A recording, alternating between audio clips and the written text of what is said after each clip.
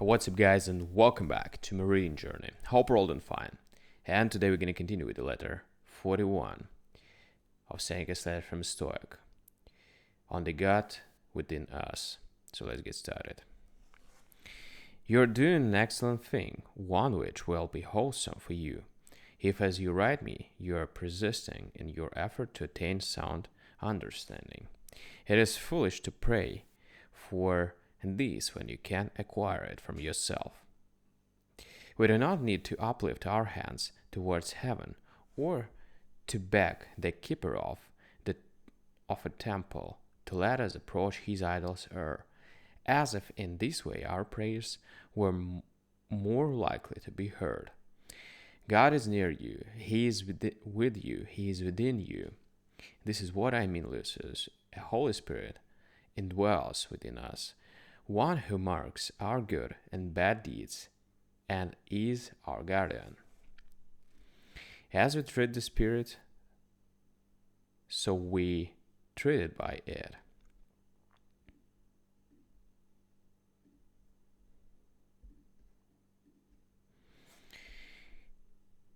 Indeed, no man can be good without the help of God. Can one rise superior to fortune unless God helps him to rise? He it is that gives noble and upright counsel in each good man. A God does well, but what God know we not. If you have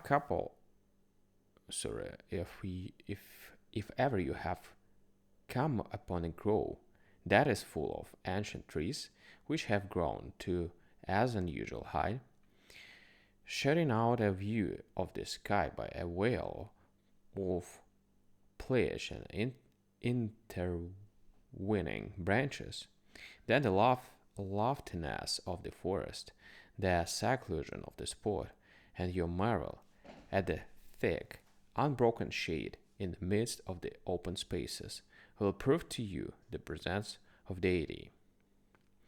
Or if a cave made by the deep crumbling of the rocks holds up a mountain on its edge, a place not built with hands, but hollowed out into such spaciousness by natural causes, your soul will be deeply moved by certain intimation of the existence of God. We worship the sources of mighty rivers. We erect altars at places where great streams burst suddenly from hidden sources. We adore springs of hot water as divine and concentrate certain pools because of their dark waters or their immeasurable depth. If you see a man who is unterrified in the midst of dangers, untouched by desires, happily in adversity, peaceful amid the storm, who looks down upon man from a higher plane and views the gods on a footing of equality, will not a feeling of reverence for him steal over you?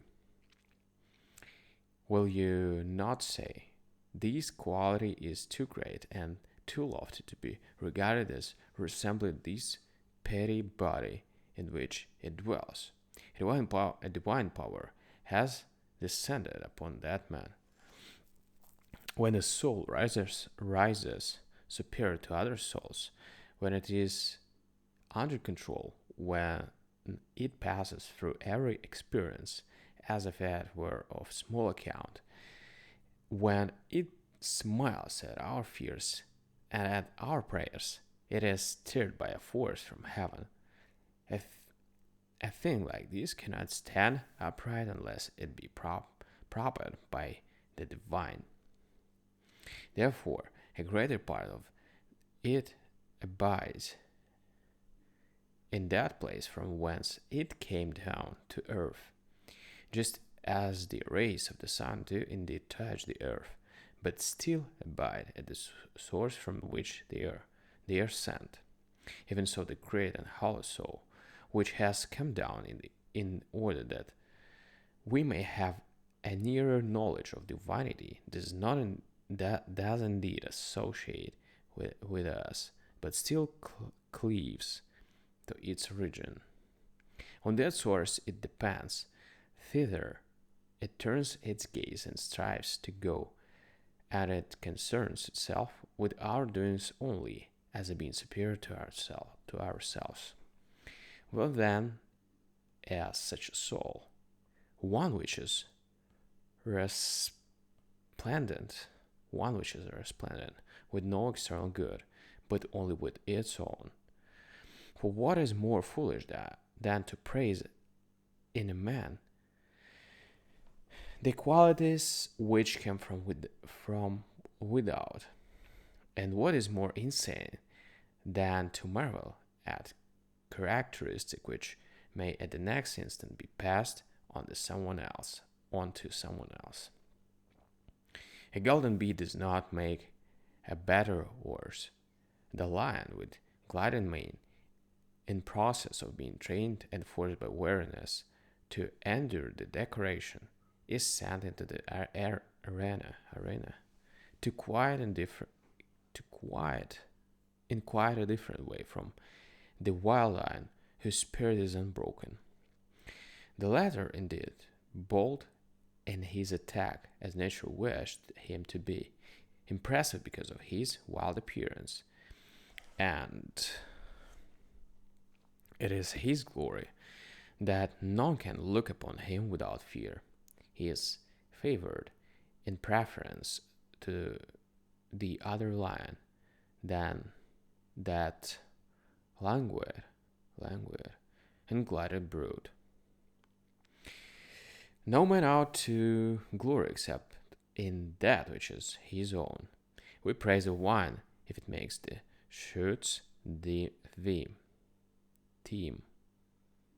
with increase, if by its weight it bends to the ground where the very poles which hold its fruit.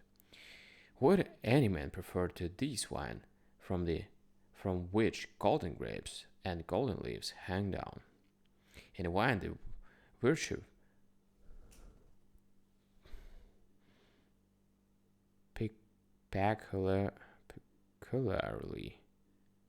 peculiarly its own as fertility. In man also we should praise that which is his own. Suppose that he has a retinue of comely slaves and beautiful house, that his farm is large and large his income. None of these things is in the man himself. They are all on the outside. Praise the quality in him which cannot be given or snatched away, that which is the peculiar property of the man. Do you ask what this is? It is soul and reason brought to perfection in the soul. For man is a reasoning animal. Therefore, man's highest good is attained if he has fulfilled the good for which nature designed him at birth. And what is it which this reason demands of him? The easiest thing in the world to live in accordance with his own nature. But this is turned into a hard task by the general madness of mankind. They push one another into vice. And how can a man be recalled to salvation when he has none to restrain him, and all mankind to urge him on? Farewell. Alright guys, thank you for watching me today and listening to. We're gonna continue tomorrow. Thank you for joining. See you. Bye.